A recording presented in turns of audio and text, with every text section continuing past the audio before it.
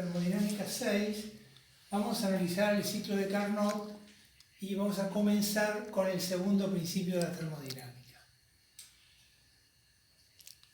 La energía térmica es una energía muy particular porque jamás puede llegar a tener un rendimiento unitario.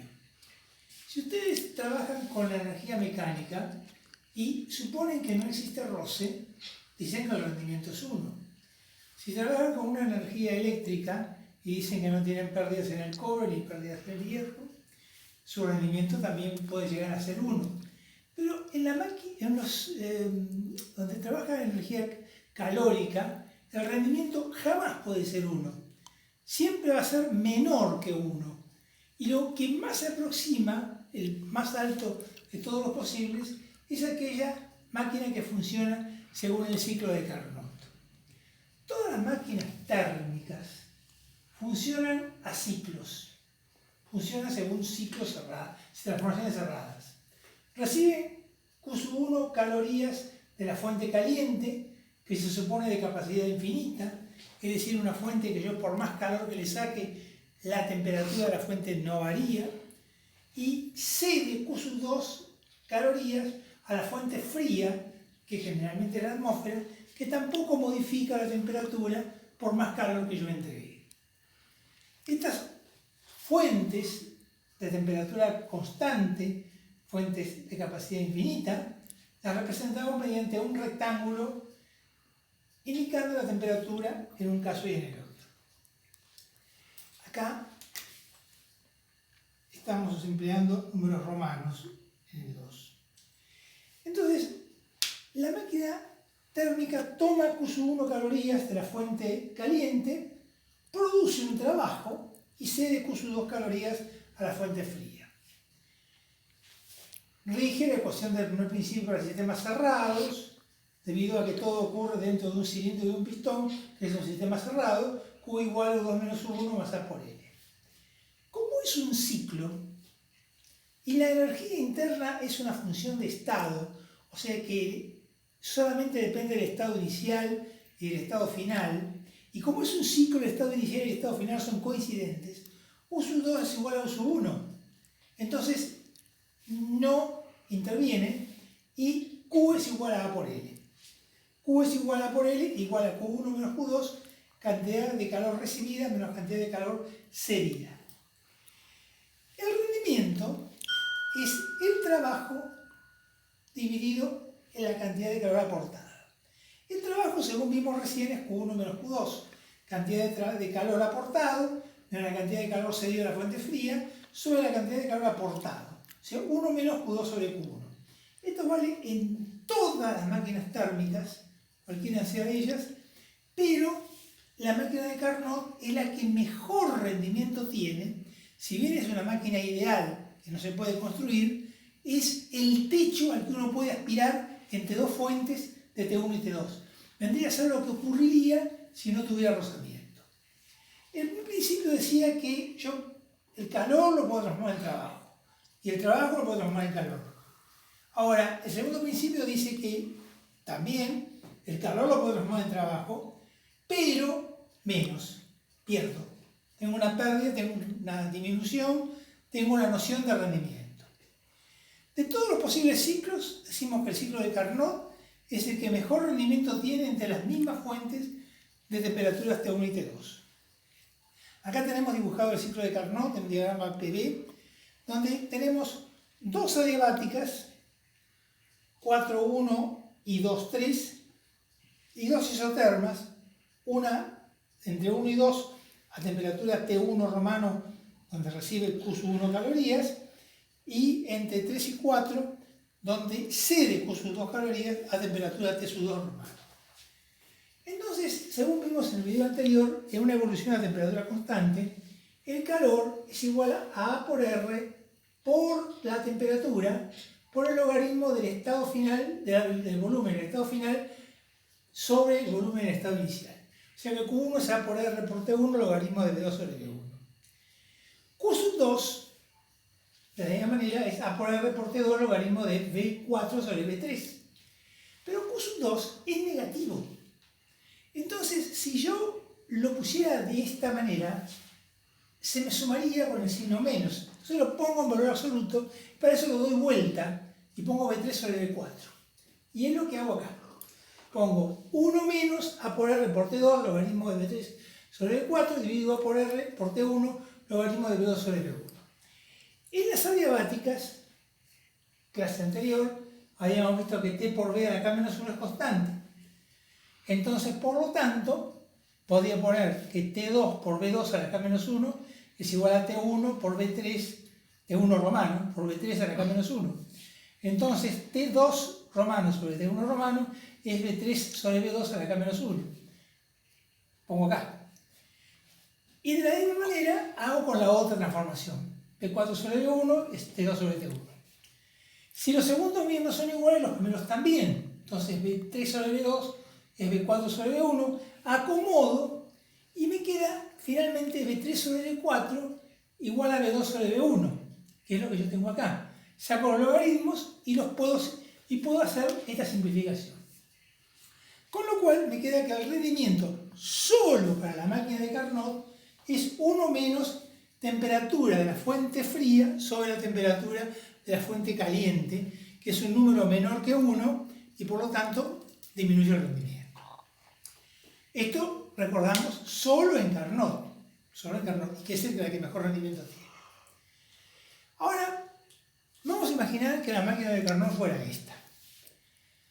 Toma 100 calorías de la fuente caliente, produce 40 kilocalorías de trabajo y cede 60 calorías a la fuente fría.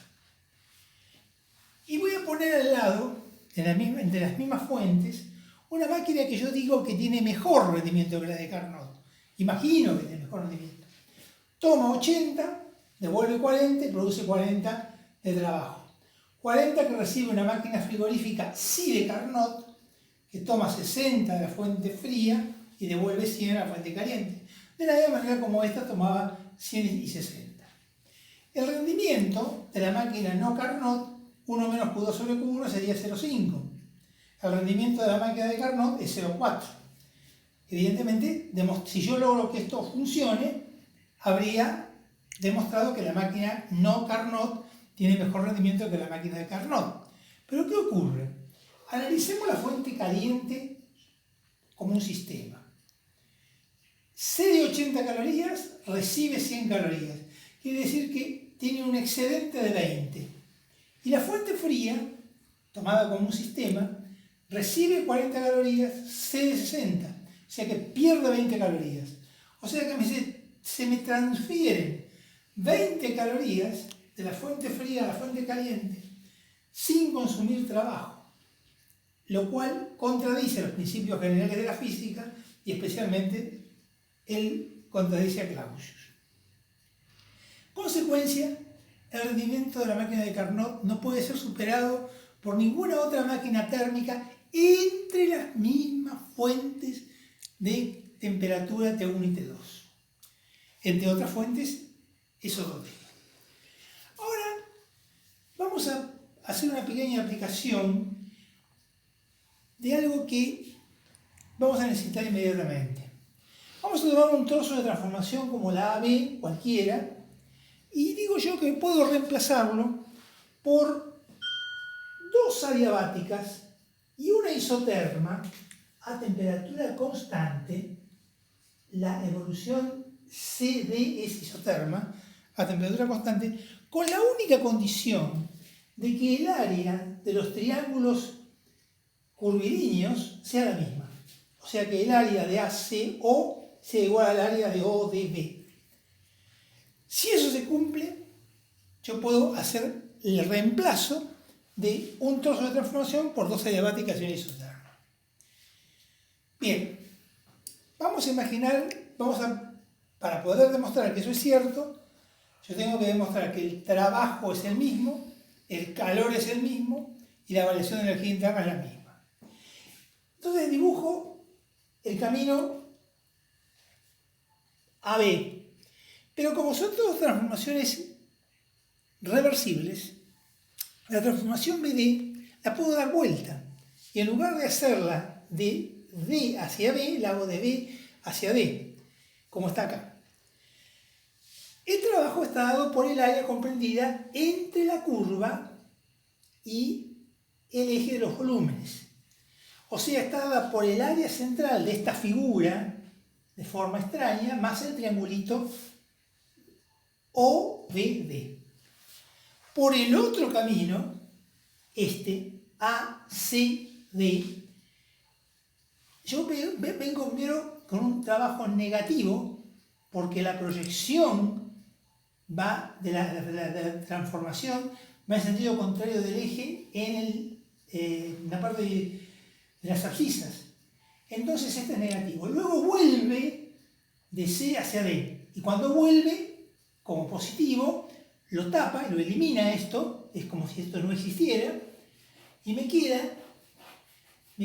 el área de la forma central más el otro triangulito.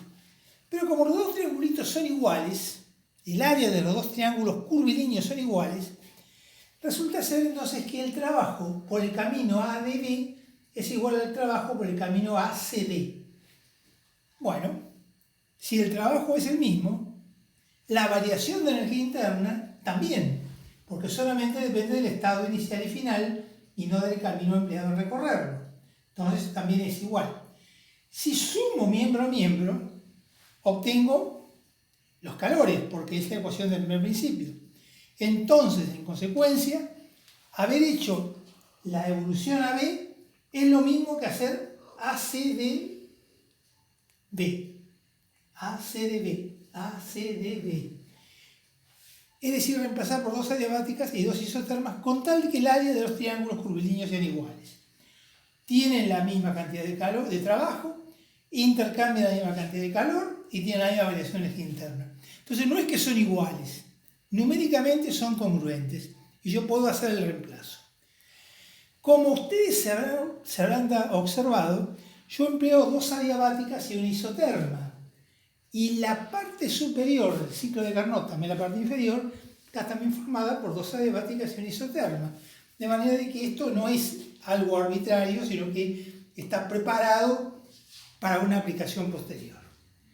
Bueno, en el próximo video vamos a analizar el teorema de Clausius, que nos va a desembocar en la idea de entropía, que es la tercera función de estado que vamos a emplear muchísimo dentro de los diagramas reales de termodinámica.